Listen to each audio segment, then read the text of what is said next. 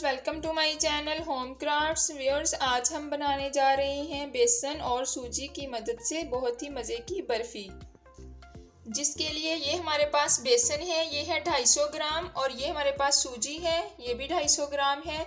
ये दोनों 250 ग्राम है, और घी हमने लिया है 300 ग्राम, यानी कि 50 ग्राम घी ज़्यादा हमने लेना है, क्योंकि बेसन को भूनने के लिए ज़्यादा घी की ज़रूरत होती है।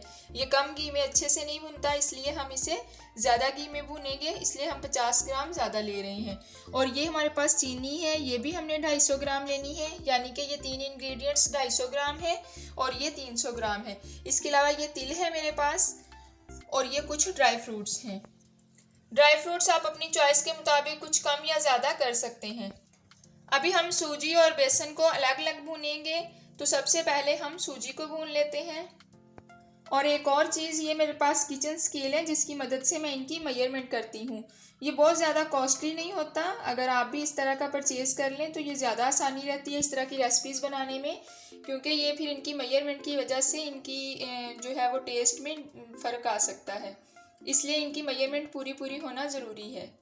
बनाने से पहले कोई भी इस तरह से ट्रे वगैरह लेके उसको तैयार करके रख लें, जिसमें हम डालेंगे। और अब कढ़ाई चूल्हे पे रख के फ्लेम ऑन कर लेंगे, और सबसे पहले हम इसमें घी डाल लेंगे। 1/3 इसमें घी जाएगा।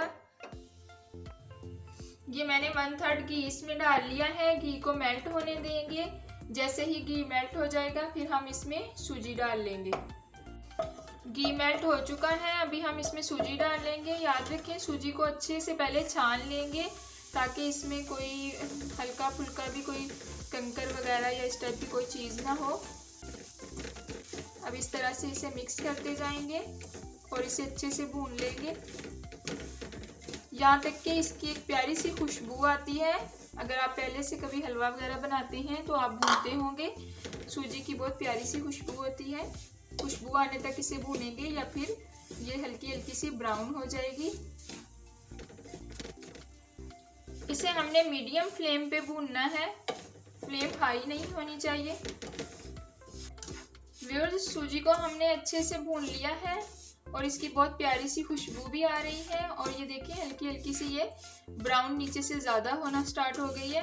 अभी इस स्टेज पे हम सूजी को निकाल लेंगे, और वापस इसी प्रोसेस से हम रिमेनिंग जो घी है हमारे पास वो डालेंगे, और साथ में हम बेसन डाल के बेसन को भी अच्छे से भून लेंगे। और इसको हम एक खुले बर्तन में डालेंगे, क्योंकि जिस बर्तन में हम सूजी डालेंगे उसी में हमने बेसन को भून के वो भी डालना है, और उसको फिर मिक्स करना है। चलिए अब हम इसको निकाल लेते हैं। ये सूजी को हमने निकाल लिया है, और कढ़ाई को हमने वापस चूल्हे पे रख दिया है। फ्लेम को हमने थोड़ा सा हल्का कर लिया था।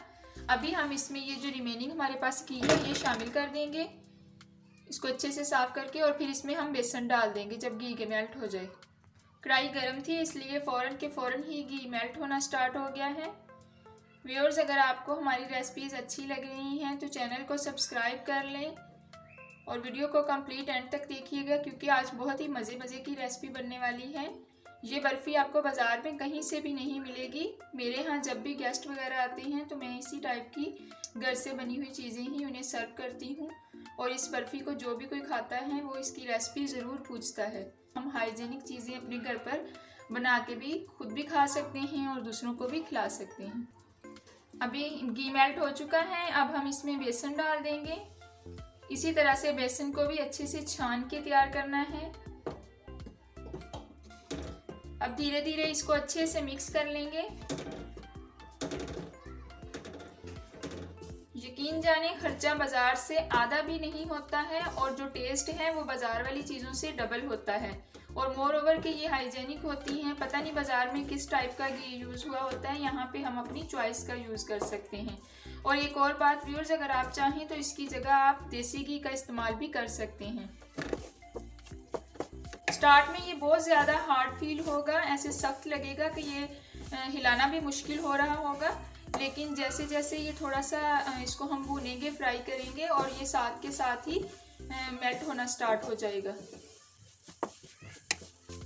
ये नॉन स्टिक है, फिर भी देखें मैं इसमें मुसलसल चम्मच चला रही हूँ, लेकिन अगर आप दूसरी कढ़ाई यूज़ कर रहे हो तो आपको इससे भी ज़्यादा उसमें क्विक चलाना पड़ेगा, ताकि ये एक ही जगह से ज़्यादा ना भुन जाए।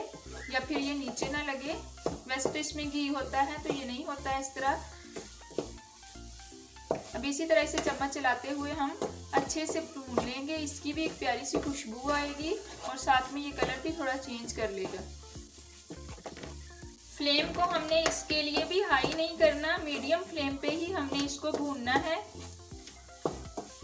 क्योंकि अगर फ्लेम हाई कर लेंगे तो ये नीचे से जलने लग जाएगा और अच्छे से इसकी भुनाई नहीं होगी, तो फिर ये उतना टेस्टी नहीं बनेगा।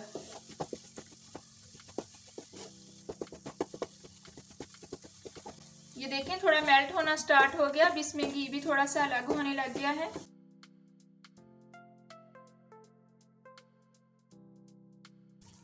अभी ये देखें इसमें घी अलग हो चुका है। ये कैसे आपको इसमें फील हो रहा होगा।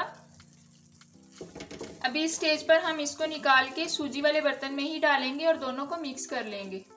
ये मैं करीब करके शो करवा देती हूँ। ये देखें घी इसमें से अलग हो चुका है। और एक मोस्ट इम्पॉर्टेंट बात, इस तरह से जब इसके अंदर रह जाए, क्योंकि हमने इसमें चाशनी बनानी है। ये देखें इस तरह का स्पैचुला अगर आप यूज़ करें तो इसकी मदद से ये अच्छे से साफ़ हो जाएगा। इसको हम कम्प्लीटली अच्छे से इस तरह से साफ़ कर लेंगे और ये सारे का सारा इस तरह साफ़ करके निकाल लेंगे। ये मैं स्पैचुला शो करवा देती हूँ कि ये किसकी मदद से मैं अच्छे से साफ़ करके निकाल रही हूँ। ये देखें इस तरह हमने जिस बर्तन में डाला है उसमें हम इसको दोनों को अच्छे से मिक्स करेंगे और इसके साथ ही हम इसमें ड्राई फ्रूट्स भी डालेंगे। ड्राई फ्रूट्स डाल के भी इसमें अच्छे से मिक्स कर लेंगे।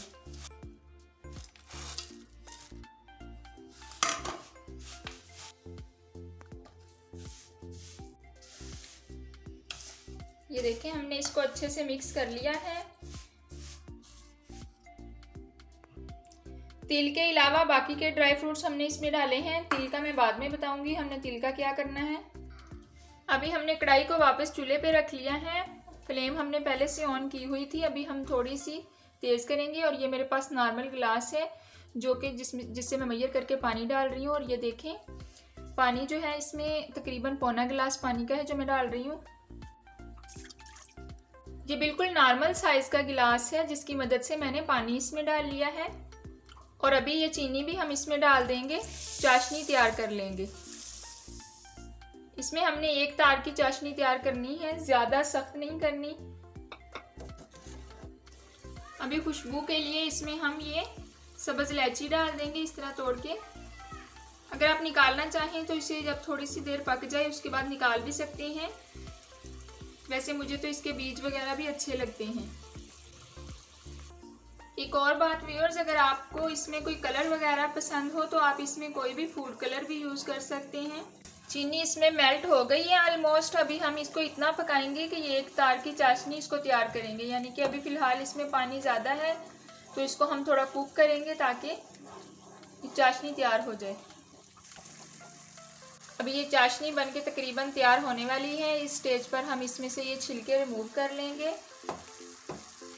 इस तरह से जितने भी छिलके हैं इसमें से हम निकाल लेंगे।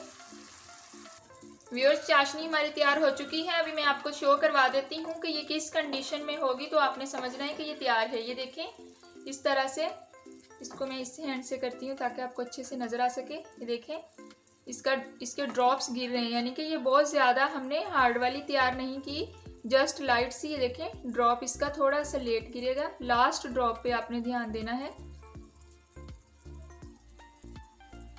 ये देखें लास्ट ड्रॉप कितना स्लोली गिर रहा है। ये देखें इस स्टेज पे हमारी चाशनी बिल्कुल तैयार हो चुकी है।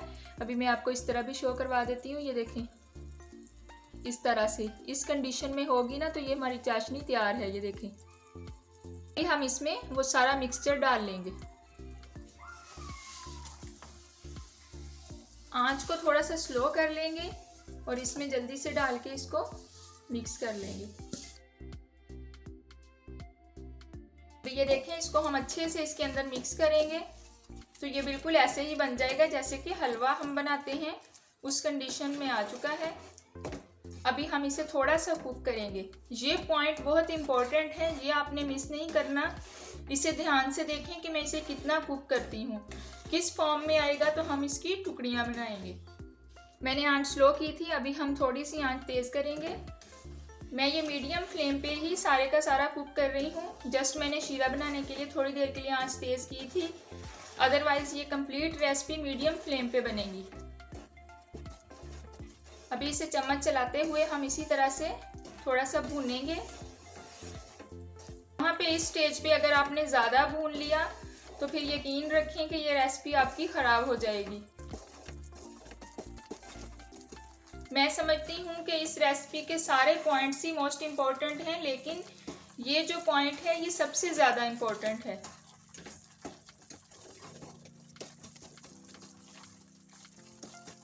अभी ये देखें, जस्ट इतना ही हमने करना था। अभी इस स्टेज पे ये देख रहे हैं आप कितना ये नरम है, सख्त नहीं है। इस स्टेज पे हमने इसको निकाल लेना है। ये ट्रे हमने पहले से ही तैयार करके रखी हुई थी। इसे गर्म बर्तन में ज़्यादा देर तक नहीं रखना। अभी जल्दी जल्दी से हम इसको निकाल लेंगे और साथ के साथ ही इस तरह से इसको एडजस्ट करते जाएंगे। आपने ये सोच के बिल्कुल भी परेशान नहीं होना कि ये तो बहुत नरम है, पता नहीं हमारी टुकड़ियाँ बनेंगी या नहीं। तो आपने इतना ही नरम इसको निकाल लेना है और देखना ये कितने मज़े की बर्फ़ी तैयार होती। अभी इस स्टेज पे हमने ये जो तिल निकाल के रखे थे ये इसके ऊपर लगा लेंगे इस तरह से। ये आपकी अपनी चॉइस है। कुछ लोग ये बहुत ज़्यादा पसंद करते हैं, कुछ कम पसंद करते हैं। मेरे हस्बैंड को ये बहुत पसंद है, इसलिए मैं थोड़े से ज़्यादा लगा रही हूँ। तो आप अपनी चॉइस के मुताबिक इसको लगा लें।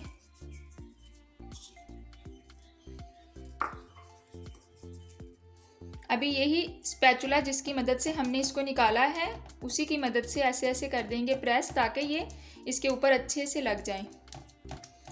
थोड़ा सा ठंडा होने देंगे, फिर हम इसकी टुकड़ियाँ काट लेंगे। यहाँ तक अगर आपको रेसिपी अच्छी लगी है तो लाइक एंड शेयर कर दें और कमेंट करके एक अच्छा सा ज़रूर बताएं कि आपको कैसी लगी। ये देखें, माशाल्लाह से 1 पाव बेसन और 1 पाव सूजी से हमने 2 ट्रेस भर के ये बर्फ़ी तैयार कर ली है। अभी ये थोड़ा थोड़ा सा ठंडा हुआ है तो हम इसकी कटिंग कर लेते हैं। इस तरह से आप अपनी चॉइस की टुकड़ियाँ काट लें, जिस तरह की आपको पसंद हैं उस टाइप की आप बर्फ़ी काट लें। छोटी छोटी पसंद है तो बिल्कुल छोटी छोटी सी काट लें। ये तकरीबन 15 मिनट में ये इस तरह से हो चुका है। नॉर्मल रूम टेम्परेचर पे आ गया है।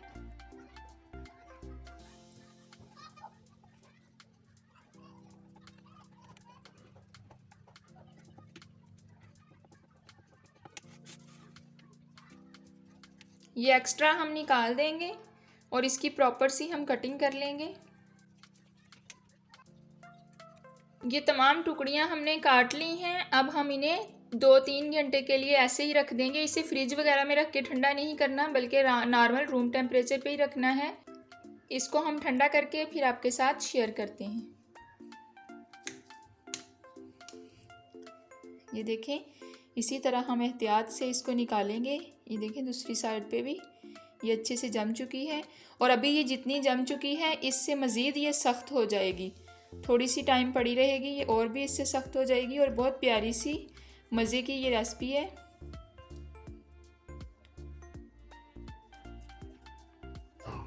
व्यूअर्स, अभी मैं आपको ये तोड़ के भी दिखाऊंगी।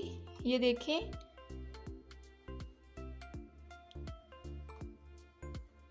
ये देखें थोड़ी सख्त हो चुकी है, मज़ीद सख्त हो जाएगी। लीजिए व्यूअर्स, मज़ेदार सी बर्फ़ी तैयार है।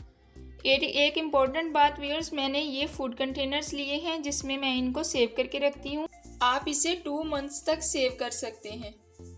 अगर आपको आज की हमारी ये रेसिपी पसंद आई हो तो लाइक कीजिए, कमेंट्स कीजिए और फ्रेंड्स के साथ शेयर कीजिए और हमारे चैनल को सब्सक्राइब कीजिए। Thanks for watching. अल्लाह हाफिज़।